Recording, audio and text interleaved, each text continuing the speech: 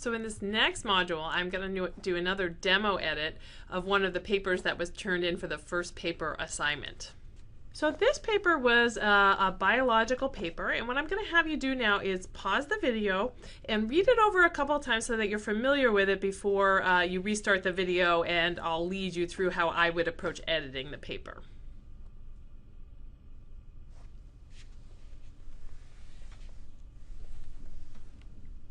So now that you've read the paper a couple of times through, you can see it's about a experimental technique that you can use to actually control cell behavior. So it's a really cool technique.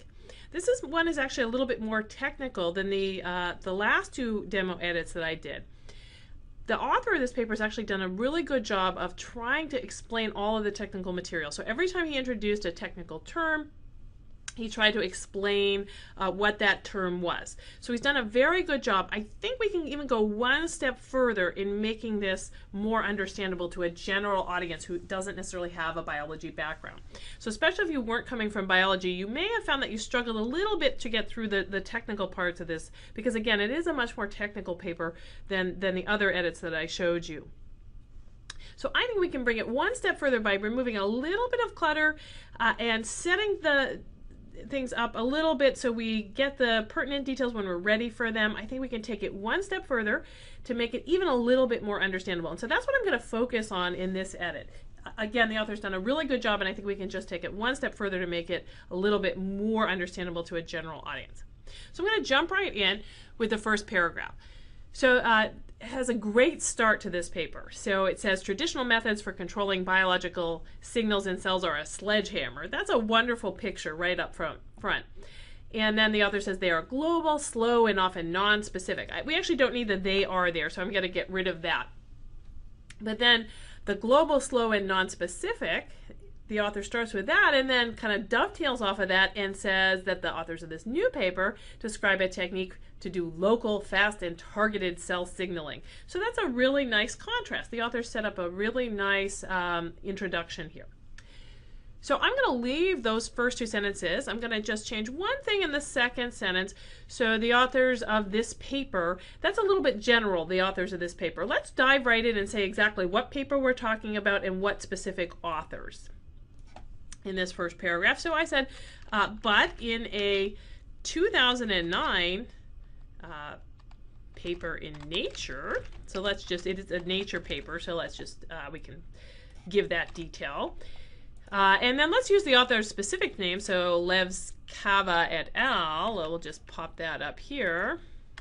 Levskava et al. Describe, and then I don't think we need there, I think a new technique to generate local, fast, and targeted cell signaling in live cells. So that works really nicely. This idea of genetically altered to have light-sensitive proteins, I think that's a little bit too much detail up front. So let's move that down. I'm going to get that detail in back later, but we don't need it quite yet in the introduction. We want to keep the introduction sort of big picture so it's easy to, to ease the reader into the story.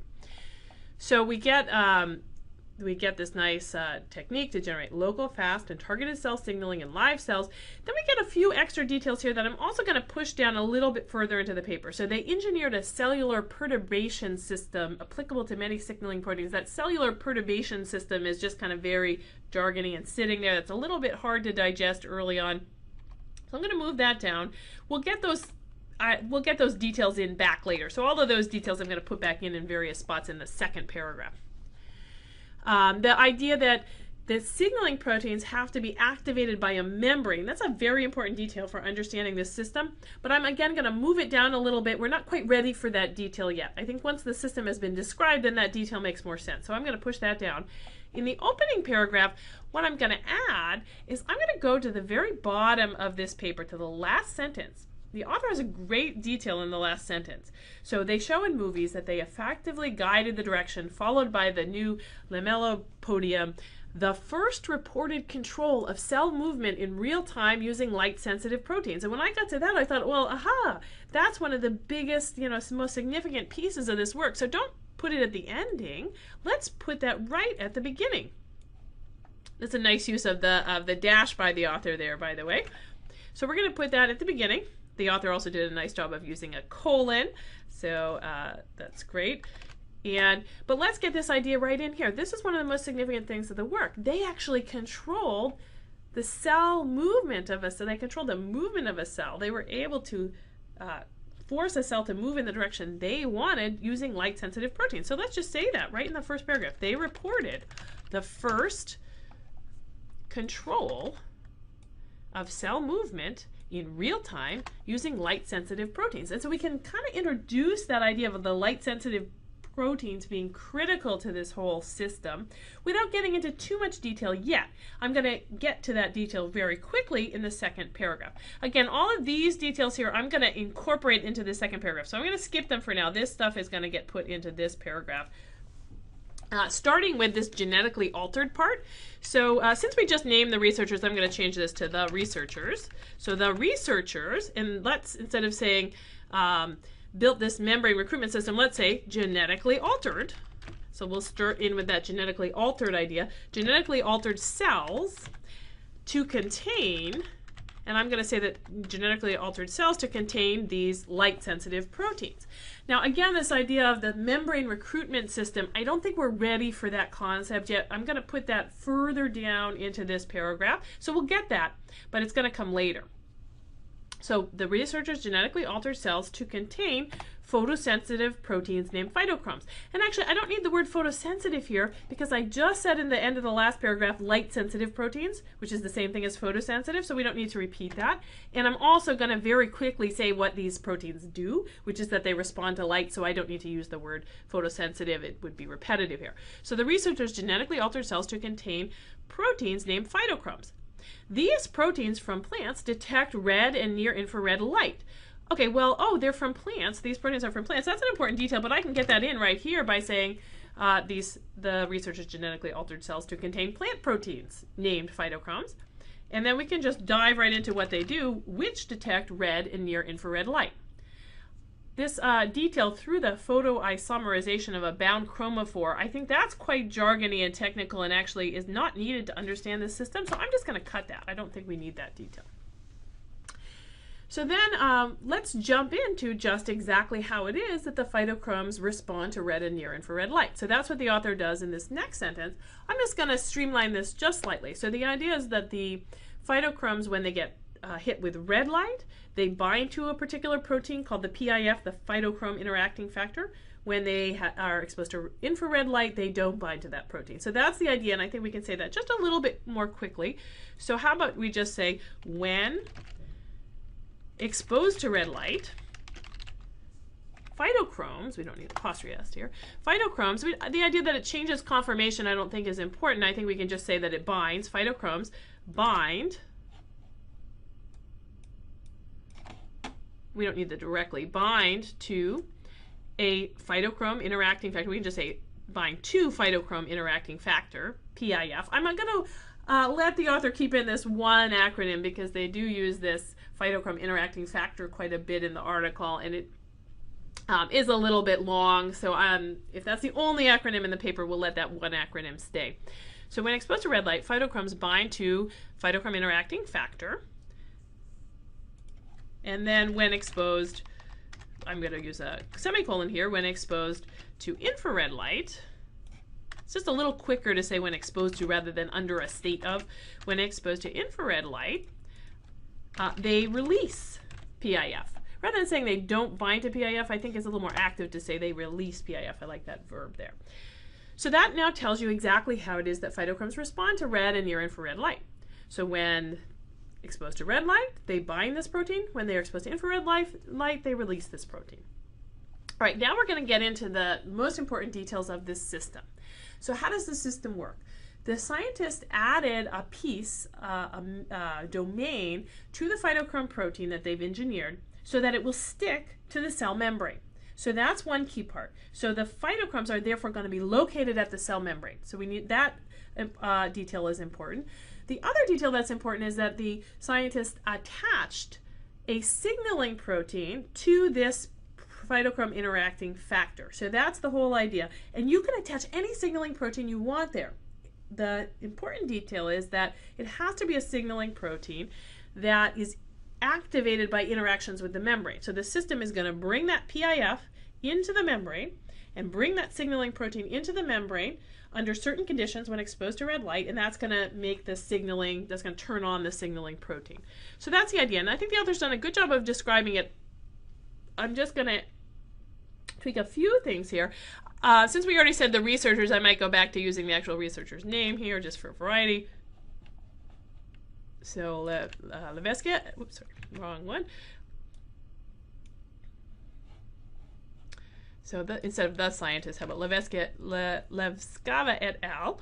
Added a membrane localization, rather than part, I kind of prefer the word domain, to the phytochrome and attached a signaling protein to the PIF. I don't think we need this to complete their system. I think those are just extra words, so we can cut that. So that's the key. They changed the phytochromes in this way, they changed the PIF in this way, and the key to understanding this whole thing is what you have to know is that you need to bring the signaling protein to the membrane. And the signaling protein has to be any signaling protein that's activated by interacting with the membrane. So remember, I already got this idea in. This detail here about the candidate signaling protein has to be activated by interactions with the membrane. I'm now going to introduce that idea now that we understand that the phytochromes are sitting on the membrane. So I'm going to say the system works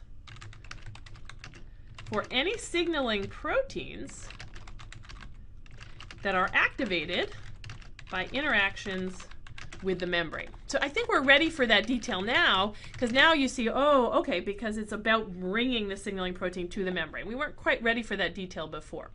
So I think now we've got all of those details in, so we can cut all of that material that was originally in the first paragraph. I've now brought it into the second paragraph. We can cut it because we've incorporated it. So now we know the system works for any signaling proteins that are activated by interactions with the membrane. Then we get this, a cell illuminated with infrared light will have inactive, free-floating PIF attached signaling proteins. In other words, the signaling proteins will be floating around, they won't be on the membrane. Actually, I'm going to get rid of that whole sentence and just jump into, that's sort of the off state. I'd rather jump into the on state. So the author had described the off state, and then they're going to describe the on state, and then they're going to describe the off state again at the end of this paragraph. In fact, I think we can just jump in and describe the on state and then describe the off state, and we don't actually need that entire sentence. So we can just start right in on, when the scientist points a red laser, I'm going to say at the cell membrane, at the cell membrane,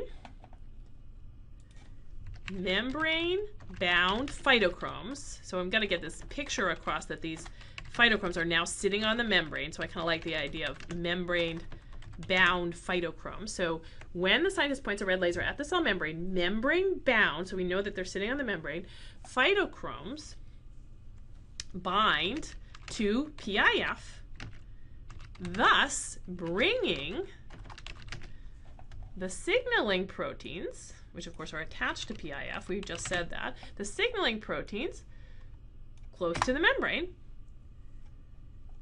and increasing their activity. Since I just said that they need to be next to the membrane to have activity, it makes sense to the reader that if you bring them into the membrane, it will increase their activity. We're kind of now ready for that. So when the scientist points a red laser at the cell membrane, membrane-bound phytochromes bind to PIF, thus bringing the signaling proteins close, we don't need that, stay close to the membrane and increasing their activity. And we don't need to repeat of the signaling proteins, so thus increasing their activity. And then we get turning off the red laser, frees the proteins, and turns off the cellular signal. Notice how we don't need that whole sentence about, that prior sentence about turning the signaling, the cellular signal off. So I think now we've streamlined this a little bit, so it's a little bit easier for the reader to get through and a little bit easier to understand what's going on here. So the author of this paper has done a nice job of organizing, by the way, because they put all the details about the system in the second paragraph. In the third paragraph, they put all the details about the experiments that were used to test the system. So we have a nice organization here. Again, for this third paragraph, I'm just going to streamline it just slightly. There's a few places where we can condense things so we get it across to the reader a little more quickly.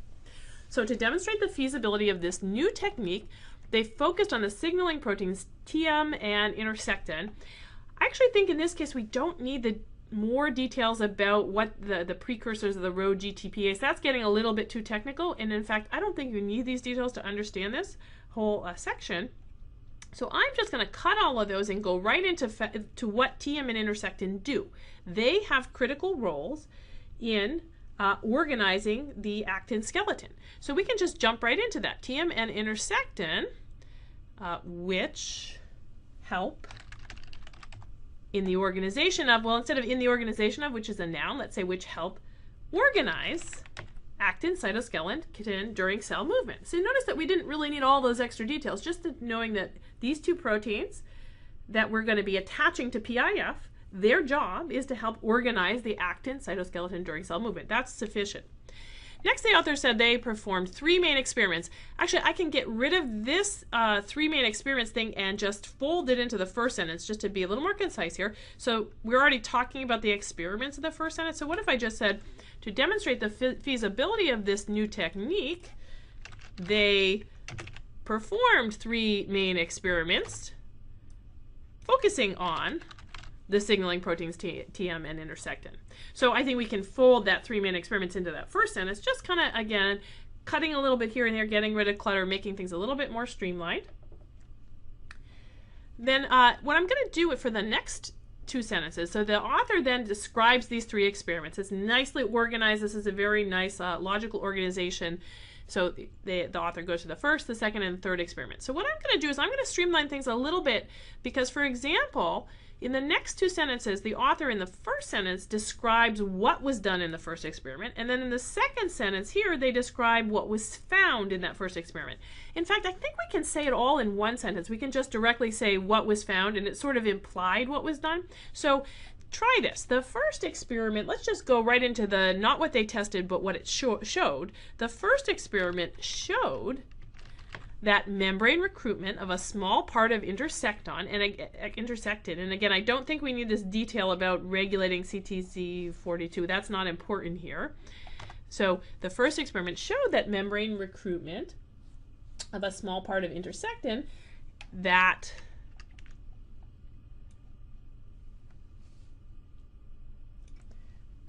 transiently, so membrane recruitment transiently increased local protein activity. That's what it's supposed to do. So that's kind of a proof of principle. And we don't need to know that they showed images. We can just say again what they found. The first experiment showed that membrane recruitment transiently increased local protein activity. And then again, we don't need the detail about CDC4 activity. So notice we've already got protein activity, so we can just get rid of that. And then we can say, and then that this effect disappeared a few seconds after turning off the red laser. So now notice we got all those 2 sentences, we condensed them into one. The first experiment showed that membrane recruitment of a small part of intersectin transiently increased local protein activity, and that this effect disappeared a few seconds, need an A there, a few seconds after turning off the red laser. So we get it all in one. We can streamline the description of the second experiment a little bit as well.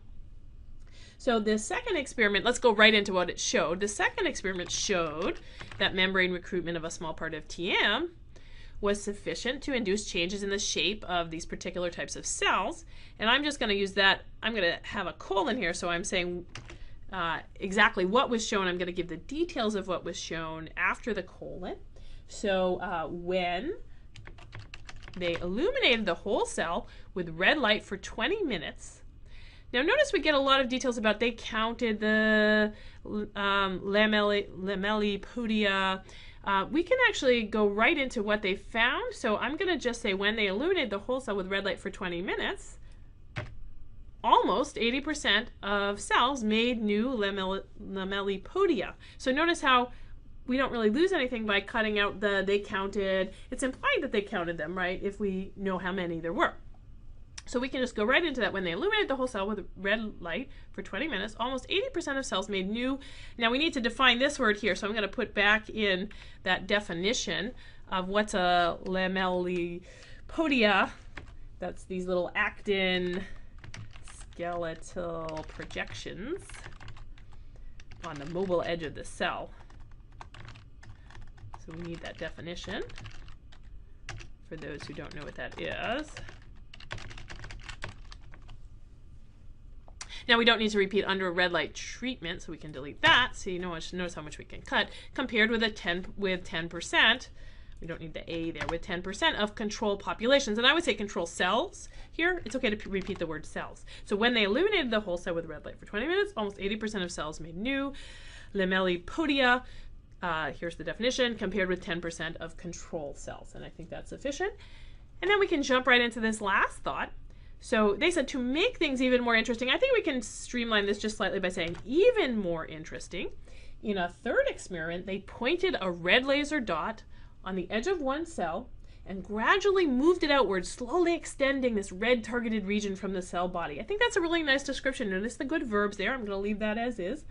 They show in movies that they effectively guided the direction followed by the new lamellopodium, and I've already moved this detail up.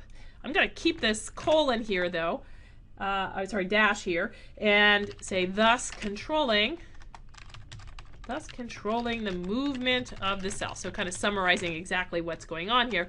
A little bit repeating what we said at the beginning, but this is giving more details about exactly how they're controlling the movement of the cell.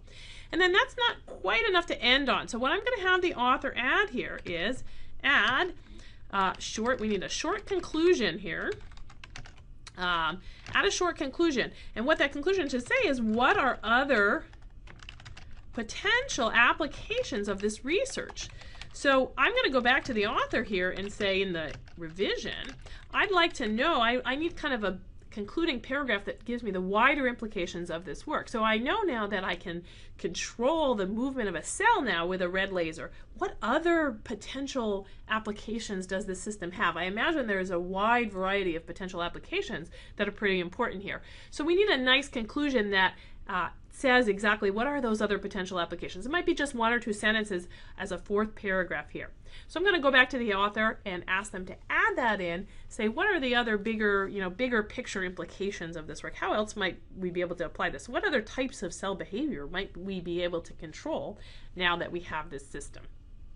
Other than that, I think the paper is now reading really well. We've streamlined it a little bit, made it a little bit easier to follow the technical details. The organization was already pretty good. I just moved a few of the technical details out of that first paragraph so that the first paragraph wasn't too intimidating for the reader. And now I think it's reading really well. The preceding program is copyrighted by the Board of Trustees of the Leland Stanford Junior University. Please visit us at med.stanford.edu.